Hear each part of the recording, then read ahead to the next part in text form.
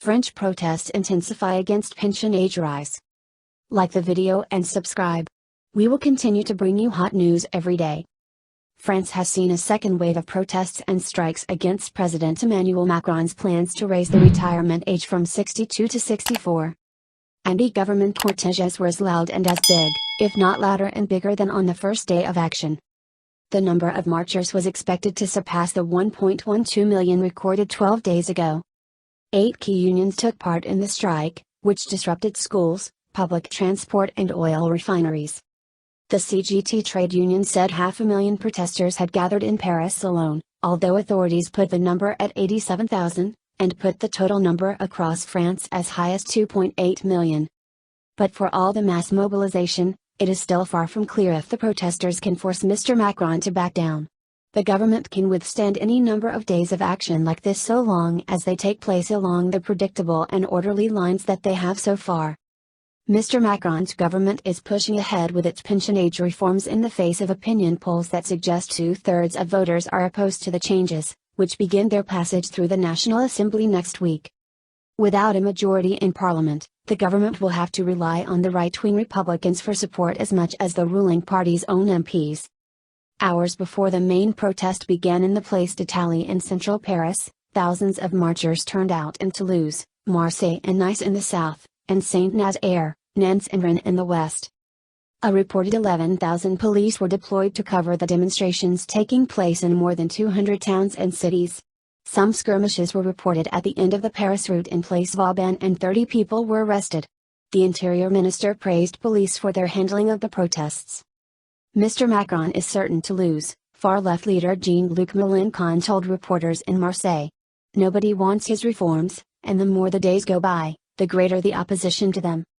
Karima, 62, held up a placard in Paris highlighting that the government's plans hurt women far more than men. Lots of us already have broken careers and will have to work even longer than men in order to have a full pension. There was severe disruption to transport, with 3/4 of trains outside Paris cancelled and only 2 driverless metro lines operating normally in Paris. Large crowds were reported on one of the main overground lines in the capital.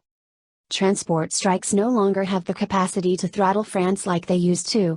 The proportion of public sector workers on strike was actually lower on Tuesday than on 19 January, a sign, presumably, of a fear of lost wages.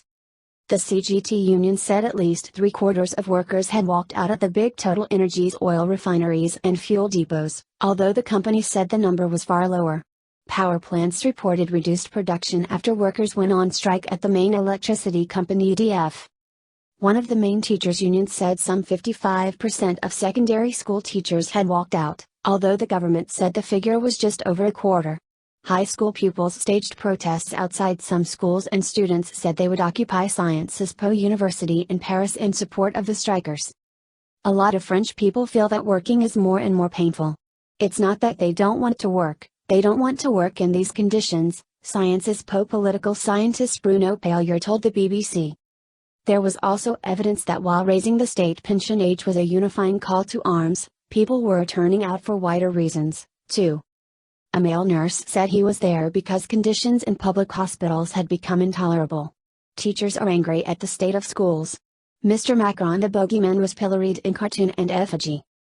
For the president and for Prime Minister Elizabeth Borne, that is a good argument for sticking to their guns, letting the people work off their anger, which is really just an expression of their powerlessness in the face of remorseless and incomprehensible change. At 62, France's retirement age is lower than most other countries in Western Europe. Italy, Germany and Spain have moved towards raising the official retirement age to 67, while in the UK it is 66. Mr. Macron's government has indicated it may move some way on the detail of its reform but has refused to give in on the main thrust of the raising the retirement age by 2 years to 64. Any kind of reform that is going to ask people to work longer will be unpopular, but we've been elected on this reform, said Christopher Weisberg, an MP in Mr. Macron's Renaissance Party. In France, very few workers have personal pensions linked to capital investments, but there are now only 1.7 workers paying into the shared pension fund per person in retirement. We have a universal system, and the system has to pay for itself. If not, it's weakening, and if it's weakening, at some point, people will lose their pension, Mr. Weisberg warned. Economist Professor Philippe Pagan said the reforms were necessary because France had a structural deficit of some euro 13 billion, $14 billion, £11 billion, and raising the retirement age would also help increase the rate of employment in France. That will give the government credibility to make some investments that it needs to make in schooling, in the hospital system that it needs to improve, and more investment in innovation and green industrialization, he told BBC News. France's opposition, fearing they will end up winning all the battles but not the war, may decide to escalate the dispute, so watch out for open-ended strikes at fuel depots, for example, or targeted power cuts. So far the protests have been good-humored and generally peaceful. As long as that remains the case, the government can ride out the opposition movement and see its bill quickly through parliament. But if the economy starts hurting, things change. And if the protests turn violent, things change too. We hope the video was useful to you. Like the video and subscribe. We will continue to bring you hot news every day.